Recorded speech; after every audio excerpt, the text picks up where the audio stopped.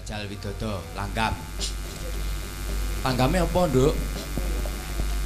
Kadung tresno. Kadung tresno. Ya. Nyal. Ya. Tenanan wit konsentrasi full. Nek kowe joget karo nyanyi aku ora grogi, ora deg-degan. Nek langgam ya aku isih melu deg-degan ya. Ya, ora apa-apa bojomu ora melu wek. Melu, wedhuse melu wedhuse. Ya.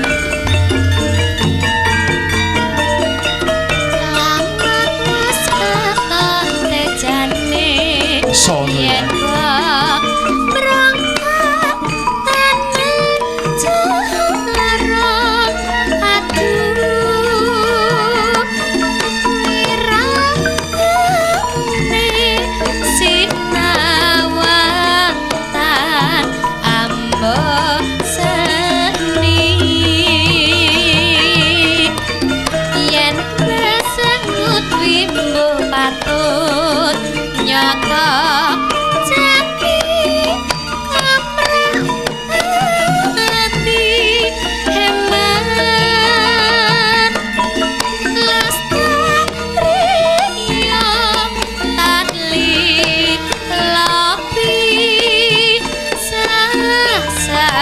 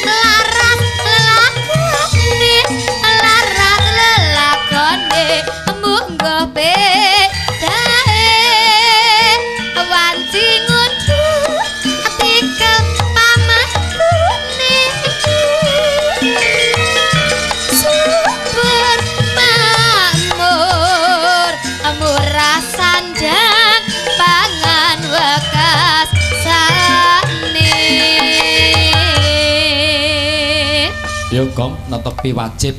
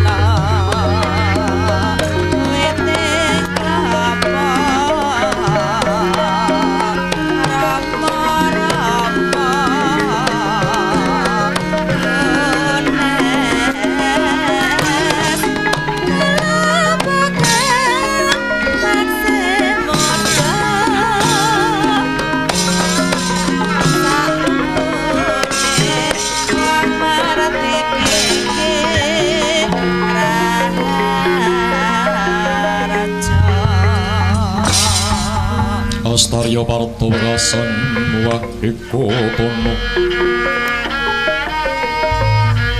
Maya wisanggeni Sang Hyang Wisnu Pratipta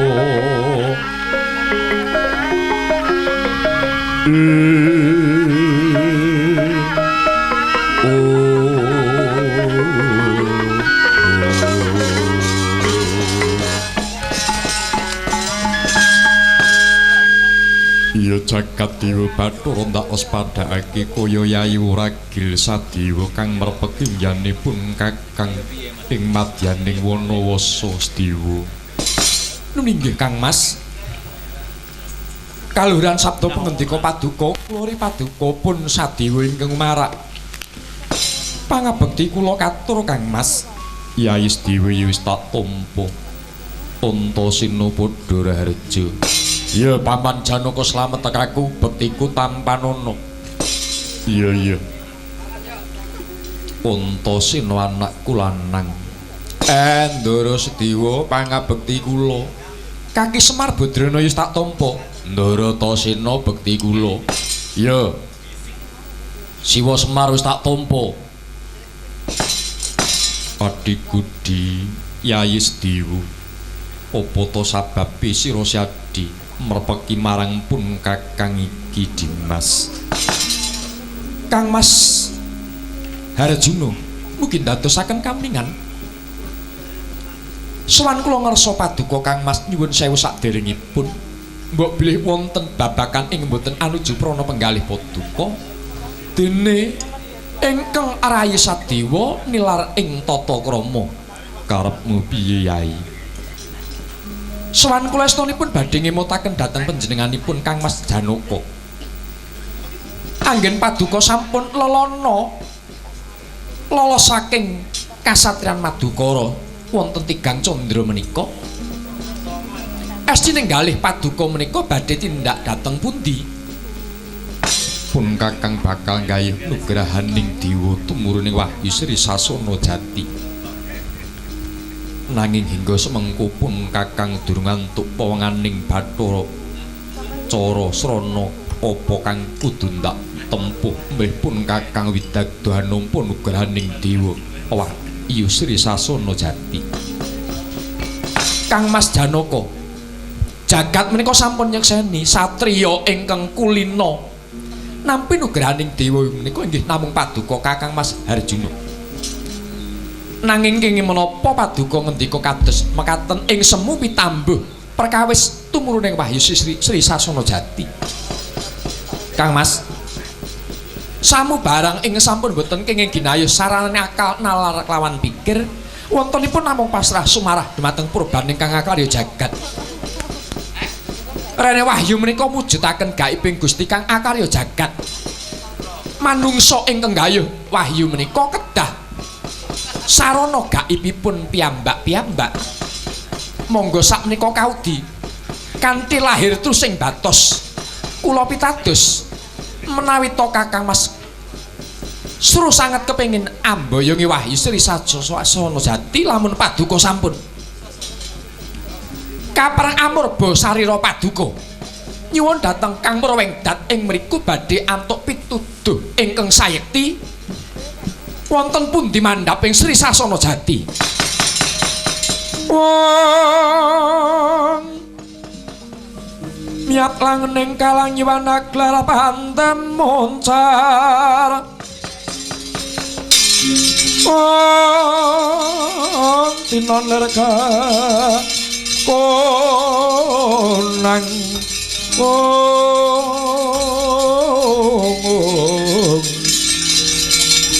surem sorote tampang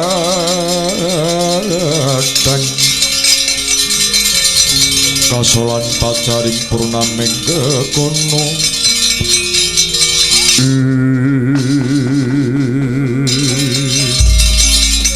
Satria Mustika ning jagat pitataning Jawa inggih panengah Pandhu Raden Harjuna.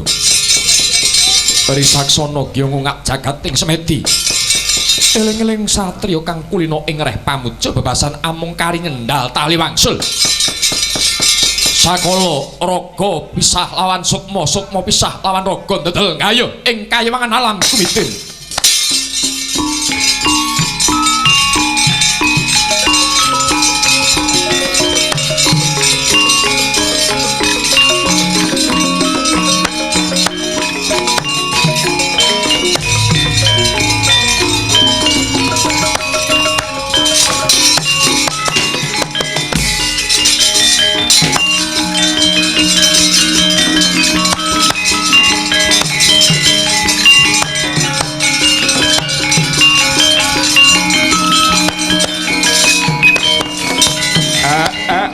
Bergegak ugek-ugek. Titih sanget panjenengan Raden Sedewa. Bareng kagunturan pengendika panjenengan rakamu lolos saka kurungan kencana. Niki mung kari ragane. Yai reksanen Kang Mas Janaka. Reksanen Kang Mas Janaka. Kang lagi Ayoga Brata.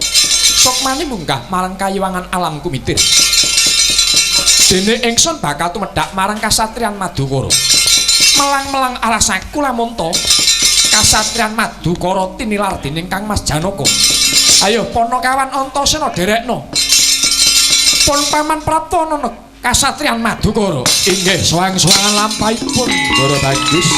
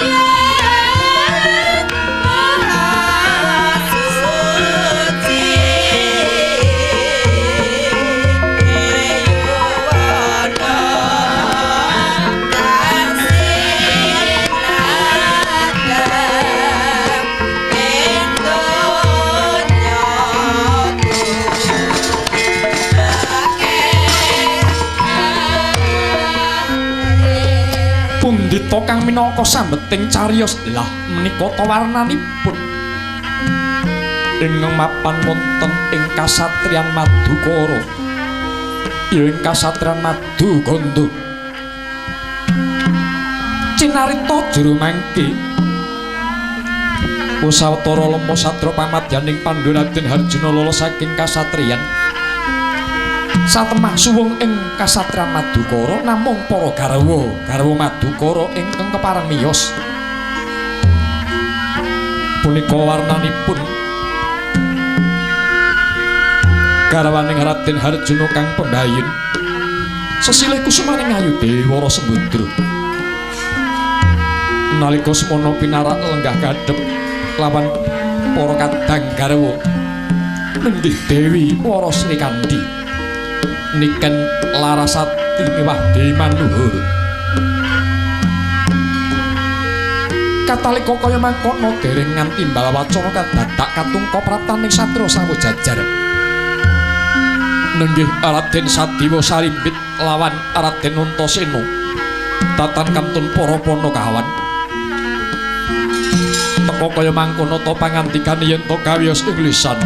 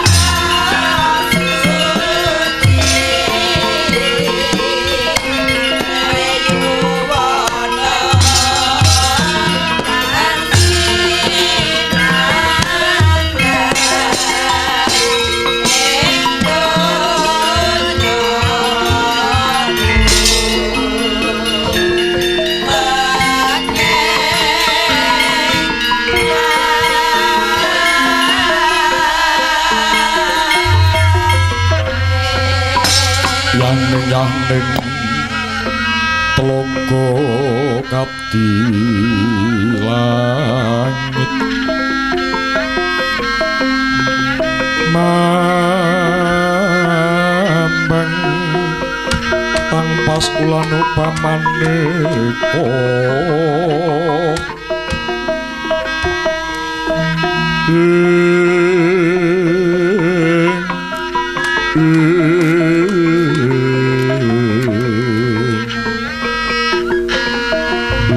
lintang tulya kusumaya sumawur lumrang katijala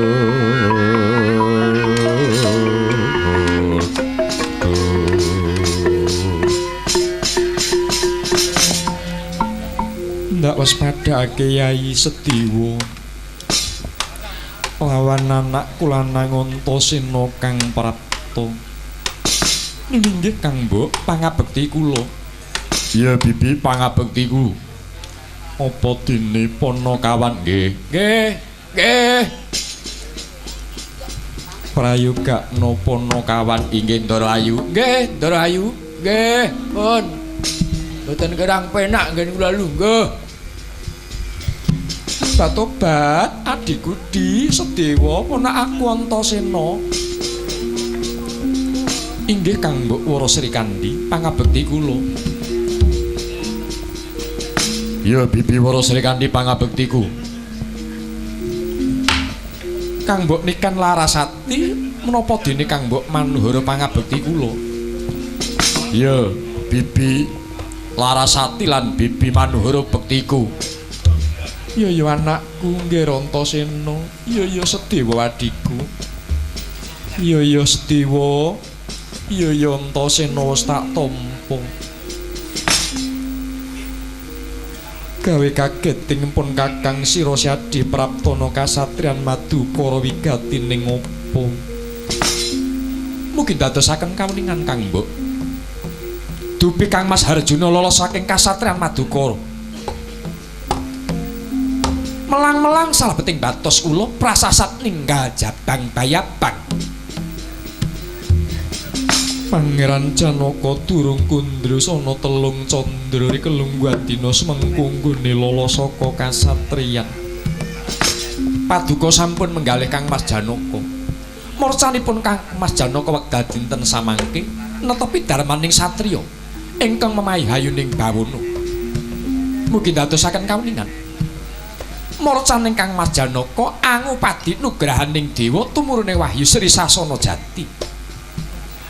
Kang Mbok, kasembadaning sedya Kang Mas Arjuna Gayuh Wahyu Sri Sasana Jati lamun ta para garwa inggih nderek tapa brata awit tapaning tiyang kakung sekawan dosa dinten menika kawon kalian tapanipun estri ing namung 7 dina. Pun Kakang kudu rewang-rewang Pangeran Janaka nggone tapa terus carane kepiye Kang Mbok? Kula Jubriya menawi to kasatriyan Madukara tinilar dening Kang Mas Janaka tertamtu wonten manungsa ingkang milik gendhong lali badhe ngrisak kayuwanan sarta katentremanipun kasatriyan Madukara utaminipun para garwa Madukara. Banjur prayogining kepiye Di? Menawi to dipun keparengaken Kang Mbok paduka garwa Madukara badhe kula singitaken langkung rumiyin wonten kancing gelung kula. Mangke menawi to dewasaning lelakon rampung ing perkawis paduka badhe kula kunduraken malih. Menika minangka cara srana Sedewa anggenipun ngreksa kawilujenganipun kasatriyan Madukara sak isinipun Kang Mbok. Punapa mirah ingsun prihatin was pokong mijil tuh datan pokaryo sengkang rinemekan Gusti kancing klung rinusak sekarnyo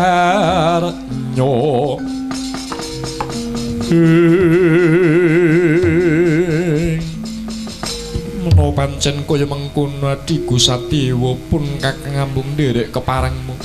Monggo Kang Mbok paduka mlebet dhateng kancing gelung sampun ngantos kepancaling jurang jugruk. Thank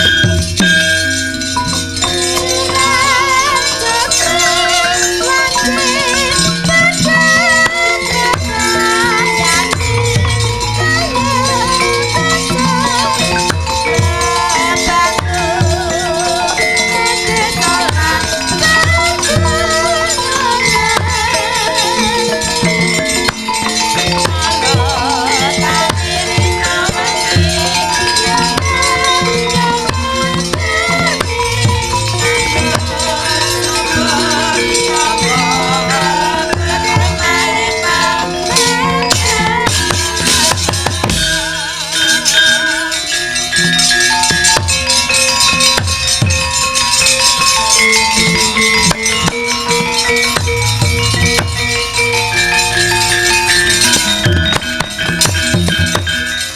Antasena, piye Paman Sedewa lan kowe panakawan kula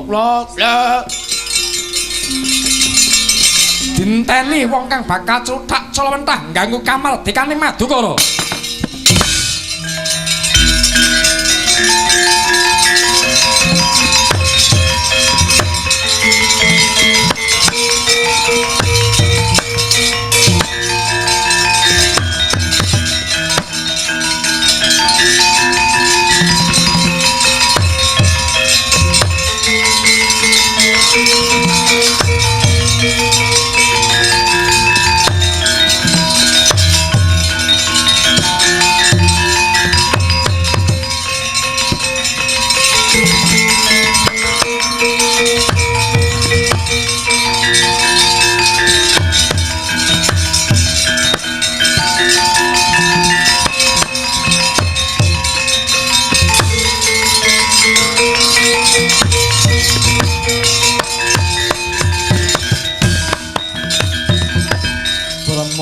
Manguswa mung hambrengeng kabeh karunaning kaswasi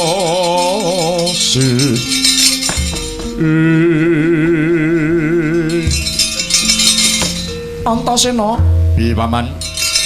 kowe kudu sawega ing gati samapta ing diri Beres. ana bab-bab sing ora cocok karo kahanan ora jumbuh karo lingkungan kowe kudu sawega. Beres. Jotosan to? Ayo no. Gawianku. Menika kados Kang Mas Arjuna ingkang rawuh raharja lampahipun Kang Mas Arjuna. Iya raharja lakuku. Mengko to mengko iki sapa? Genahe. Wis karek jotosi. Menapa paduka supe dhateng kula? Kowe sapa? Kula rayi paduka pun wragil, kula pun Sedewa. Oh iya Yai Sedewa. Pun Kakang nganti kalebyan. Awit suwi pun Kakang nggone lelana Bratana tengahing alas. Paman Janaka padha harja. Iya Raharja. Iki sapa? Aku Petruk. Iya Petruk. Wes jelas iki. Karek golekne goni. Kang Mas rawuh wonten Madukara badhe menapa? Apa sira lali lamun Madukara kasatriyanku? Sedyanipun Kakang Ari Kelenggan dina semengko bakal pinanggih lawan para garwa. Mugi ndadosaken kauningan wekdal dinten samangke para garwa nembe tapa brata wonten Sanggara Pamujan. Kula kautus Kang Mbok Wara Sembadra nengga anggenipun sami tapa brata dipun wangeni Sabta Hari. Menawi to mangke Sabta Hari paripurna, para garwa Madukara nembe miyos saking Sanggara Pamujan. Aku kepingin ketemu saiki kelawan para garwa. Dipun tengga Sabta Hari Kang Mas Harjuna. Sedewa, kowe kuwi adikku. Mongko Madukara kasatriyanku teka kowe ngalang-alangi sedyaning Janaka. Apa kowe kepingin milik marang Mbak Yumu Wara Sembadra? Ayo sumingkir apa ora? Yen to kowe ora gelem sumingkir aja takon dosa. Apa dadak ngenteni nepsune Janaka? Kowe ngerti dhewe yen to Janaka nepsu. Aja meneh mung kowe jagat bakal tak gulung. Antasena aja kaya suwen iki.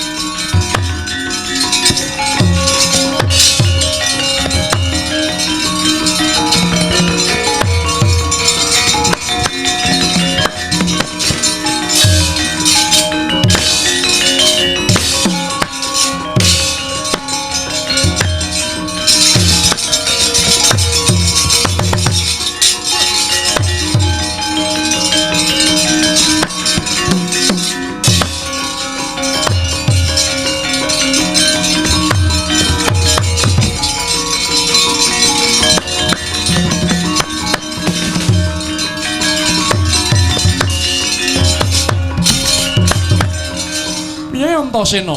Wah. Apa ana Paman Janaka kok perang nyokot? Genah dudu bangsane menungsa lumrah. Minggir tak tamanane pengabaran.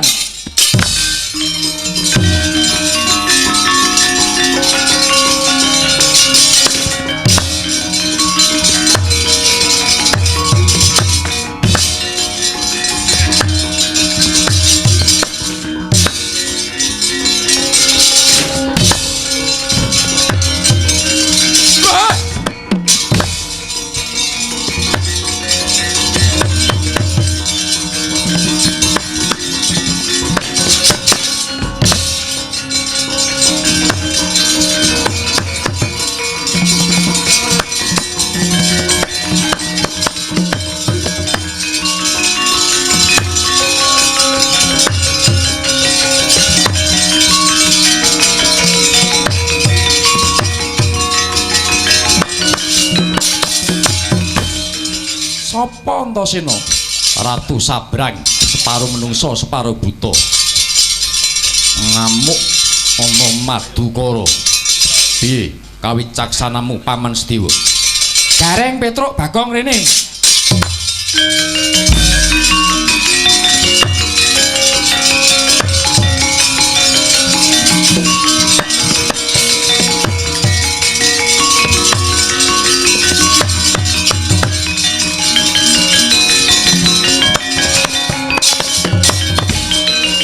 Gareng, kula Petruk. Kula lan kowe Bagong, enten apa? Saikimu wancine tak arah gawemu. Tak arah tenagamu. Sedh iki. Kon ngapa, Truk? Gawe leganing Ratu Sabrang sing ngamuk njaluk para garwa Madukara, saemu dilegani atine. Antasena tak dandani cara bibi Wara Sembadra. Gareng tak dandani cara bibi Larasati. Petruk tak dandani cara bibi cara Wara Srikandi. Dening Bagong tak dandani Manuhara. Lah dadi wedok. Wes aja kakean gunem ayo. Dina semengko mancing pungkuran.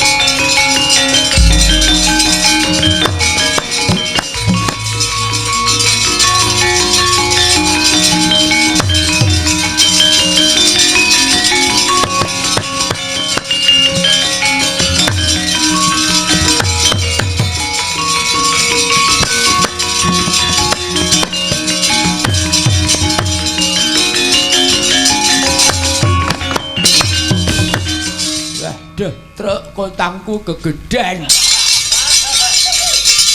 Ondrok men melorot ae. Tobat. Aku Dewi Srikandi. Aku mung sapa? Kowe Manuhara. Aku Manuhara. Ayo mosok suarane ya rada kemenyek ngono. Manuhara. Aku Dewi Larasati.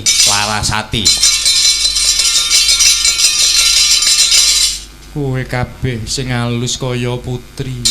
Aja yak-yakan.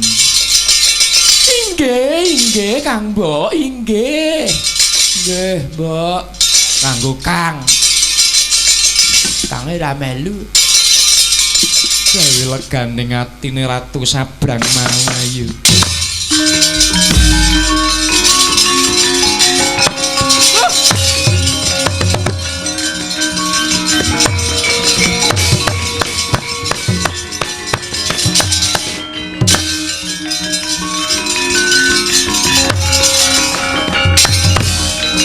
iki kaya Wara Sembadra. Iya, aku Wara Sembadra kuwi sapa? Prabu Dewa Iramba Ratu Nusakambana. Mburine kuwi Kula Larasati. mburine Tobat. Kula Sri Kandi. cemengkling suarane. Kula. Sing mburi dhewe iki sapa? Kula Manuhara. Arek suarane ngagor-ngagori. Gerak bibar gurah. Ana apa Sang Prabu merpeki papanku? Ulahanan Nira Sembadra. Aku gandrung karo kowe. Mula kang saka kuwi manuta kowe dadi bojone Dewa Iramba. Sang Prabu. Urahananira kowe tak impi-impi awan lawan bengi. Ora ana sipate kakung kang dadi sarjuning rasa timbanganing pikirku mung Dewa Iramba. Yen pancen kaya mengkono kapasang Yogya katujunu. Aku gelem Sang Prabu mbok pengku bojo. Kowe gelem dadi bojone Dewa Iramba. Dasar kapura nyet. Wah.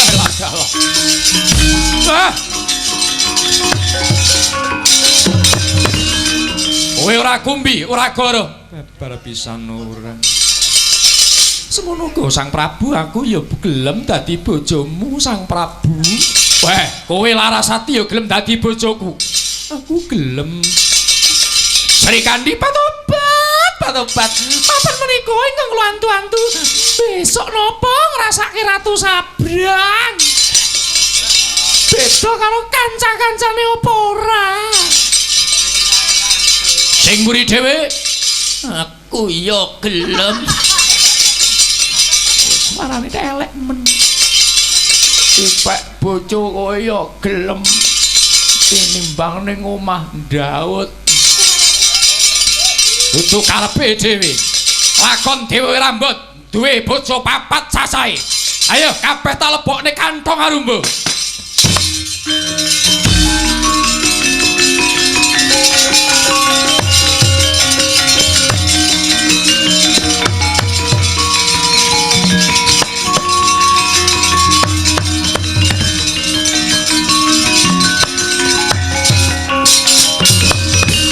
Wong Madukara jaluk kelangan weh.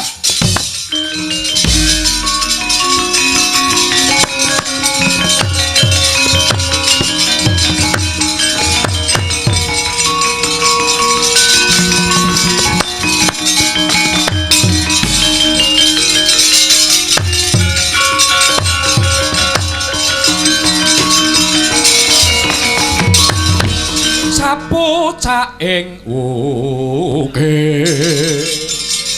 marababak bang sumirat keneng soroting surya mega lan gunung-gunung.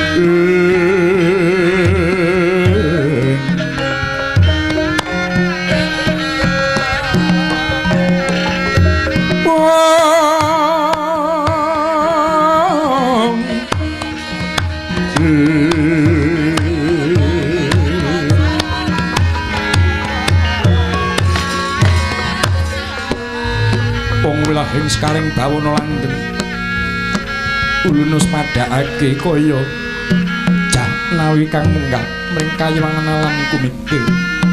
Jahnawi Parambaya wigatine jeneng kita munggah mring kayiwangan alam kumikir. Wale-wale menapa bukulun kenging menapa paduka anambu ing dados kersanipun Permati. Sampun malih ciptosi ing manah kula nadyanto raraosipun godhong kayu watu saiki paduka sampun udani Permadi wong takon adiling Dewang Suli Mara Gage kulup matura kang pertitis ulun midhangetake kang tetelo.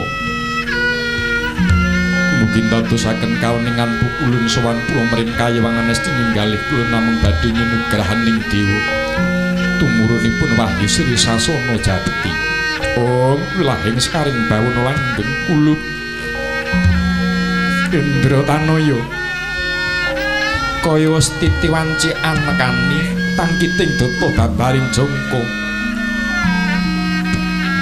Ya mung satriya kusumaning bangsa ingkang wis gedhe labi marang jagat raya iki ingkang kepareng nampa nugraha agung wujuding Wahyu Sri Sasana Jati. Sumurupa kaki kang winastan Wahyu Sri Sasana Jati. Sri ingkang mengkuwerdi ratu. Sasana tegesing wadah utawa panggonan jati us ngarani sejati. Lire sapa kang kanggonan Wahyu Sri Sasana Jati ya kuwi wadahing ratu kang tembene bisa nedhakake nurunake ratu tanah Jawa. Turun pitu tumangkar tangkar babaring tumuwuh anjayeng bawana salami laminyo. Dening kang kuwa nampa amung jeneng kita tegese besok dewasaning lakon jeneng kita kang menang nurunake darah ratu Pakuningrat. Mara Gage kulup mangsa puja brata ning nociptan reneng Wahyu Ragonta rawujud saiki pamoring sukma amung linambangan wujuding cahya tampanen nugrahaning sun wujuding Wahyu Sri Sasana Jati Harjuna.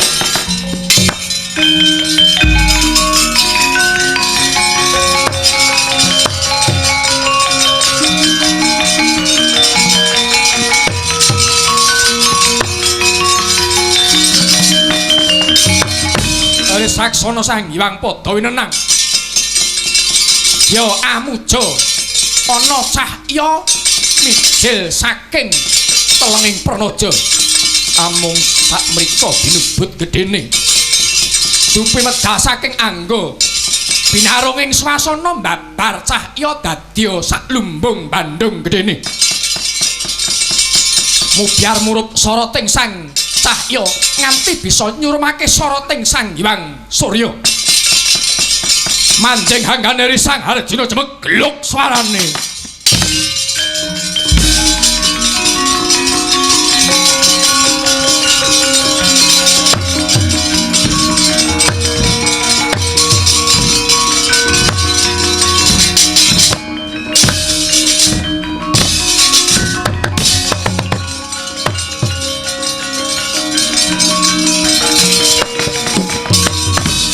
Ulup Harjuna wis pinesti jeneng kita kang minangka wadahing Wahyu Sri Sasana Jati.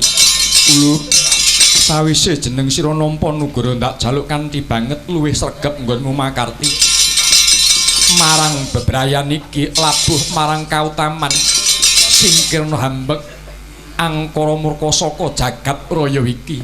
Sang turaja dawuh timbalan paduka pukulun sendika ngestakaken dawuh. Mara Gage tak balang puja mantra Balyana Madyapada isih akeh kewajiban kang kudu mbok ayahi nggih Harjuna.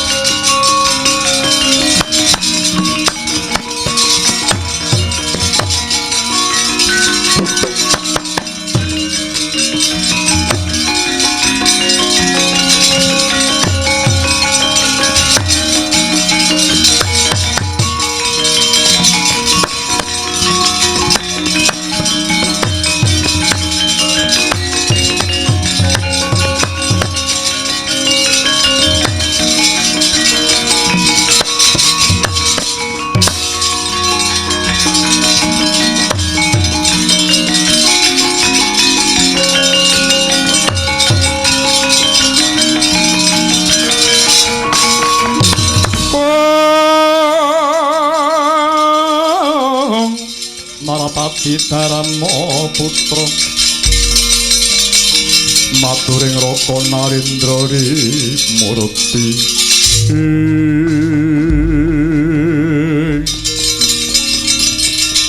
Koko Prabu ketemben rawuh sarimbit lawan Koko Prabu Mandura.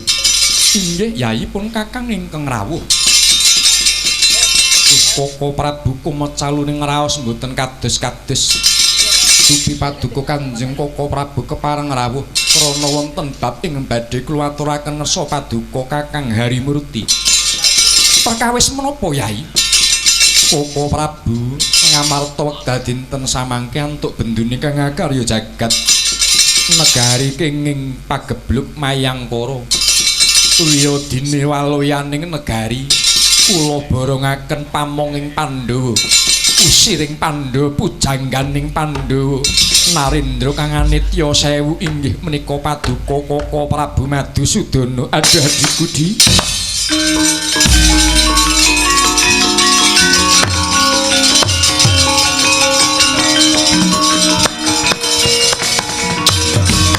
Yai Prabu kula wonten dawuh menapa paduka sampun pitados dhateng pun Kakang ing Ndrawati? Inggih sawetahipun jar paduka dewa pangayoman kula ingkang asipat titah. Meneh mekaten Yai. Dinten samangke pun Kakang sagah badhe mbabate rerungkut ingkang mapan wonten negari Ngamarta. Waloyaning negari Ngamarta kedah kanthi tinumbas wujuding pusaka dibya ing Ngamarta inggih menika Jamus Kalimasada. Mekaten Koko Prabu lajeng ginanipun Kalimasada. Kalimasada badhe kula idri-idri wonten ing teladan negari Ngamarta. Kanthi daya Prabawa ingkang sampun kasarir dhateng hangga kula minangka dados pengawak ing Wisnu. Dewa-dewataning kabagyan Ngamarta badhe pundhat anggenipun nandhang kasangsaya. Meneh mekaten Koko Prabu monggo kepareng paduka nampi pustaka Jamus Kalimasada. Koko Prabu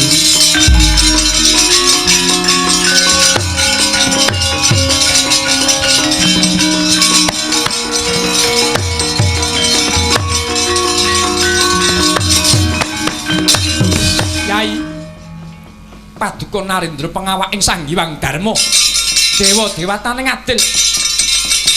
Kula nyuwun pangestu paduka kula badhe dandan-dandan risak ing kahanan Ngamarta Yai. Yai kula nyuwun pamit.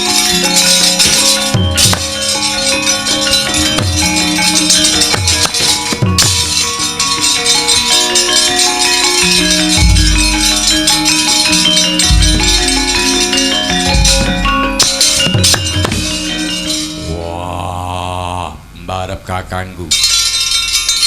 Ndak sawang jlitheng Resna kakangku lawan bule kakangku teka nyilih Kalimasada.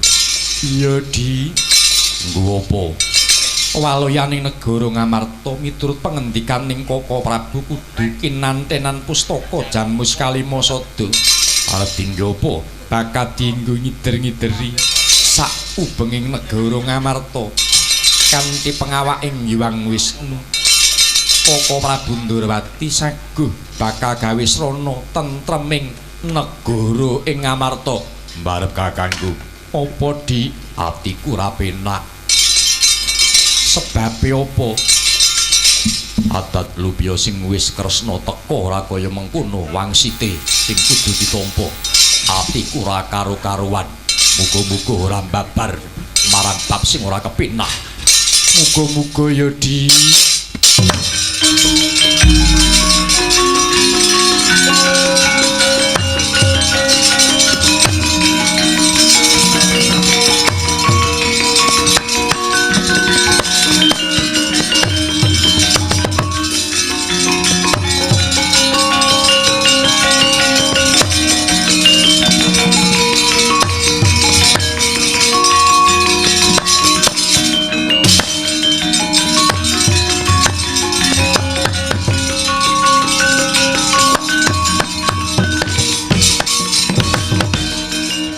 Koko Prabu menapa sampun paripurna anggenipun ngider-ngideri Pustaka Jamus Kalima Sada kinarya tentreming ngamarta.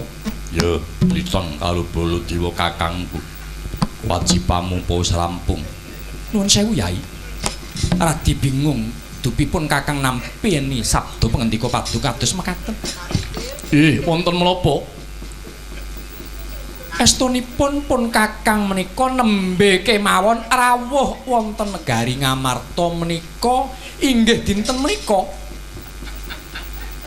Koko Prabu kala wau sampun rawuh wonten mriki ngambil pustaka Jamus Kalima Sada.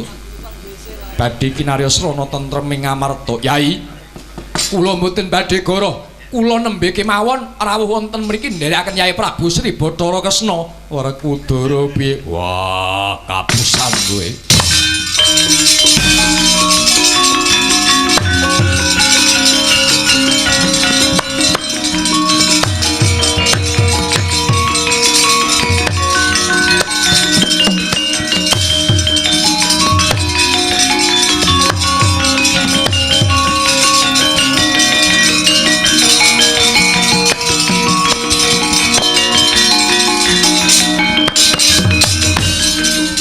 Ndak wis padhake kaya Harjuna kang prapta kuwi saka ngendi? Koko Prabu gayuh nugrahaning wahyu. Inggih menika Wahyu Sri Sasana Jati. Apa wis kasembadan Pangestu paduka Koko Prabu sampun kasembadan. syukur Yodi pun Kakang melu bungah ning pun Kakang susah Sebabipun sungka menapa? merga dina semengko ana satru trubusaning mungsuh kang bidha api ruang trenggiling api mati Nidra pustaka Jamus Kalima Sada memba pun Kakang lawan Koko Prabu ing Mandura. Koko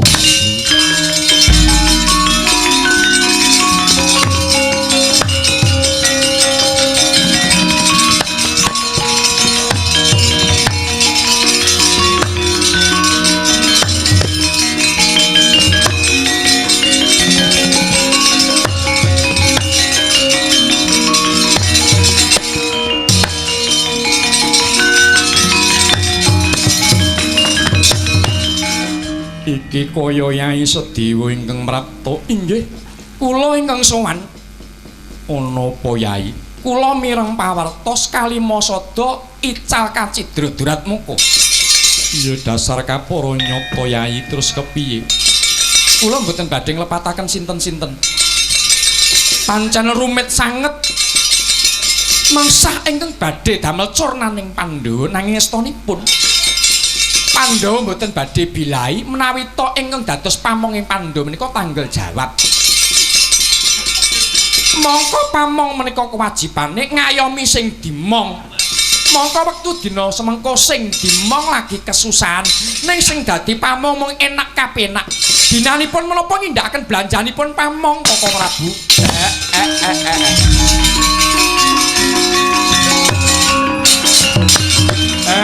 Pancen Raden Sedewa titis wicaramu. Ucapmu seklimah bisa gawe hatiku deg-degan ra karu-karuan. Ya, pancen widhapu aku sing dadi pamong. Tak golekane Kalima Sada. Yen to aku ora iso goleki Kalima Sada, aja diceluk Semar aku,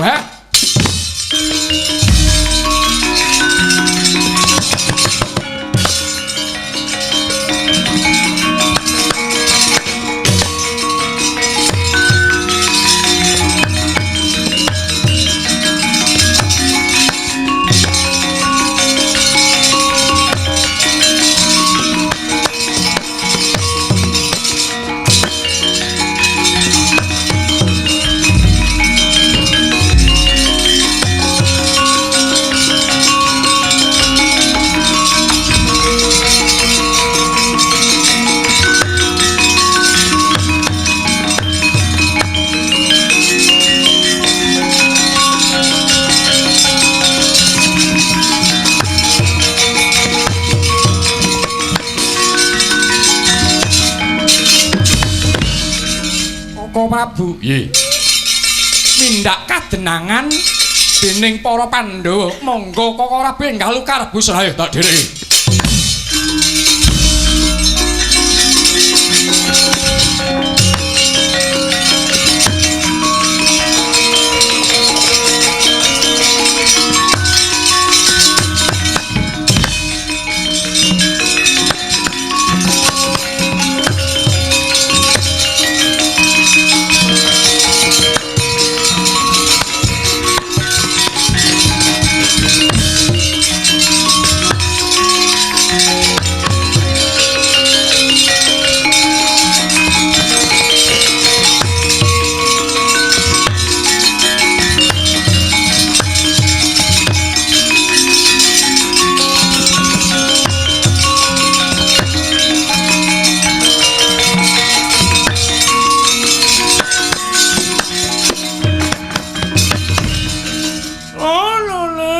somolale somoranteduk ning dumpul wana dadi alas-alas dadi wana jembebek Allah Allah andeng-andeng ana mripat yen dipanteng ora kuat andeng-andeng ana irung yen dipanteng marai bingung andeng-andeng ana gulu yen dipanteng marai ngelu andeng-andeng ana dada yen to dipanteng marai lole Ibu, kados pundi purwanipun anggen paduka damel ringking Pandonam sampun kasembadan menapa dereng? Anakku nggih Durna wis entuk gawe. Patine Pandhawa sana astanipun Ibu. Buktinipun pun Ibu wis ngegem Kalimasa daya penguataning Pandhawa. Kalah syukur seketi jumurung. Menawi mekaten Kanjeng Ibu, Kalimasa kula suwun badhe kula remet Pandhawa enggal dumikine pecah. Info pancen kaya mengkono tampan ana ngger iki Kalimasa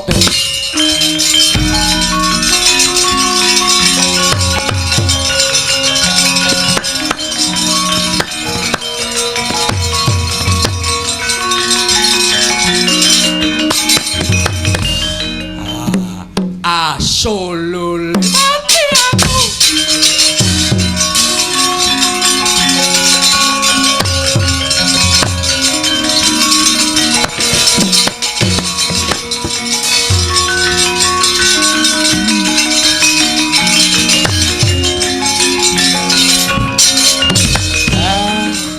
aku arep gawe dak-dakaning pasulayan kowe ngrusuhi karo momong aku Pandhawa apa kowe pengen diiyek-iyek karo Semar mati aku Kyai mati urung dikapak-apakne kok semlumah Kyai malah bokonge nyedit kaya apik-apik bokonge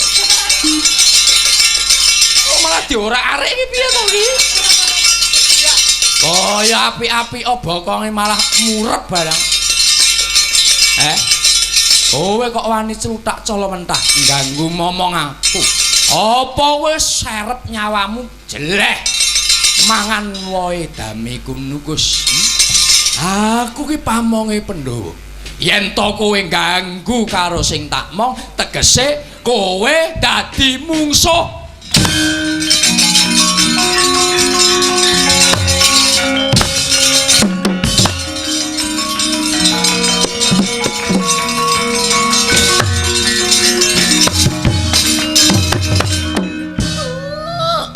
Kyai aku sesek Kyai sesek ya ben Kyai sono aku aja mbok aduh Kyai aku njuk ngapura pendak-pendak kowe mung njaluk ngapura buktekno yen to kowe njaluk ngapura aja sok ganggu gawe meneh aku ora bakal ganggu gawe meneh utamane ana Banjar Pekarangan iki utamane ana keluargane Pak Sumaji sak keluarga aja nganti kowe ganggu gawe keluargane Pak Sumaji ndang bali kono iya aku arep bali kabeh wadya balamu kabeh anakmu kudu mbok leh saka papan kene sing wuta sing picek sing lumpuh sing kesot kabeh kudu mbok gawa bali kluntung pringis kluntung waluh topeng reges medhi yoga medhi sinden kudu mbok gawa bali saka kene aja nganti ganggu gawe iya Kyai sing ana gawanen sajene sing ora ana aja dadi gelaning atimu iya Kyai aku tak nyuwun pamit Kyai nyuwun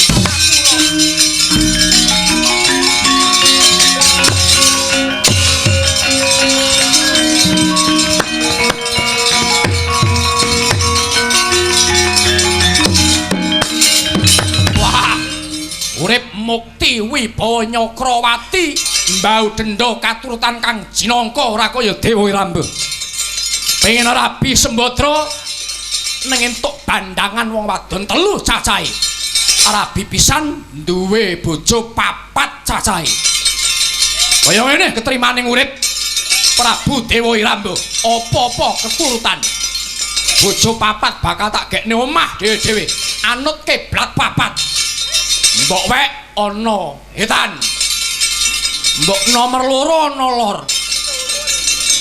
mbok angka 3 ana kulon mbok angka 4 ana kidul rene dina kuwi cacahe ana 7 digilir. Senin mbok wek. Selasa mbok angka 2. Rebo mbok angka 3. Kemis mbok angka 4. Jemuah ibadah. Sabtu piknik, Minggu pijet. Senin, Selasa, Rebo, Kemis giliran neh ngenyangi ayu-ayu. Kaya ngene. Becane uripe Dewa Ramba. Sang Prabu. Sapa iki? Aku Sembadra. Eneng apa? Sang Prabu, aku kepengin metu saka kantong Arumba. Arep ngopo? Aku arep pipis, Sang Prabu. Wah, yen to mung pipis wae ora usah metu ning jero kantong Arumba kono wae. Sang Prabu mengko mundhak ambune ora enak, Sang Prabu. Aku ki putri kulino resik. Aku kepengin, Sang Prabu. Aku kepengin pipis ana njaba kono. Ya, metu. Ning aja suwe-suwe.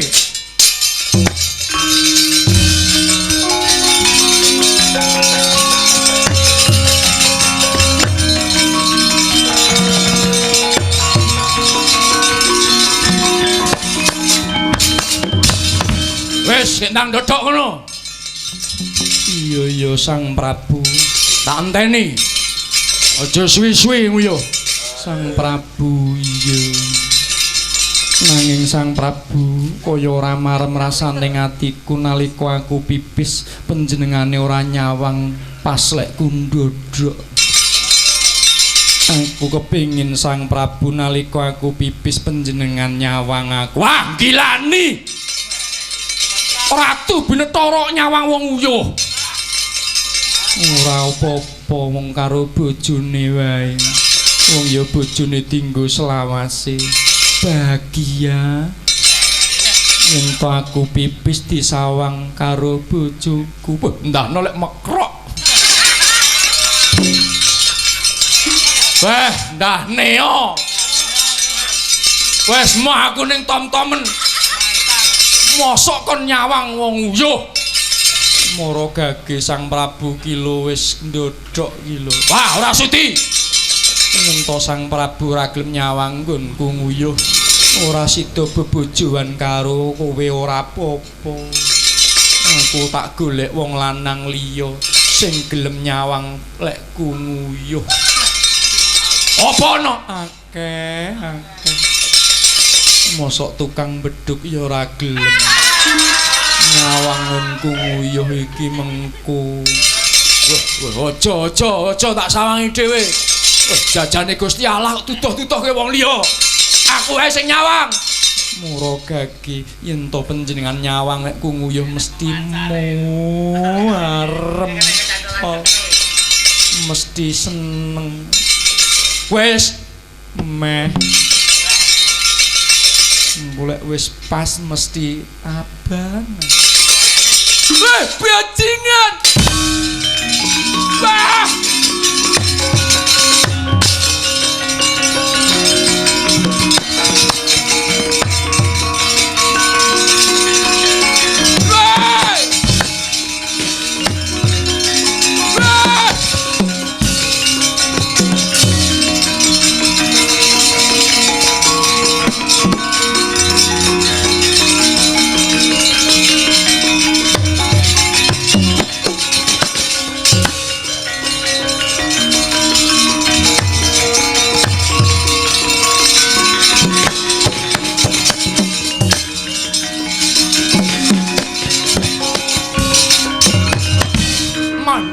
Mas, mandek sakno. Eneng apa? Katokku sing mereke Sony Carry. Katok ngendi? Alah sing kemrombang bolong pas bokong. Wah, gila iki.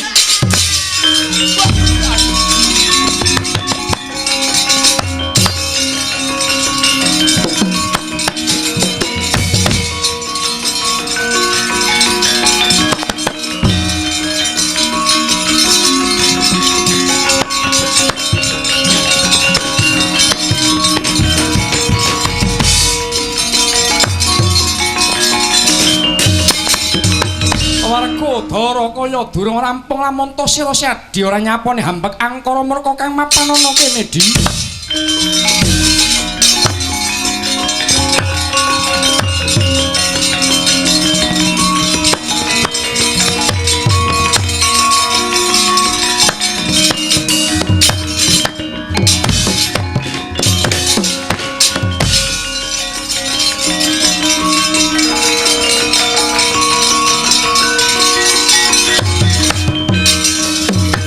Werkodara jaluk wahyu Sri Sasana Jatinya.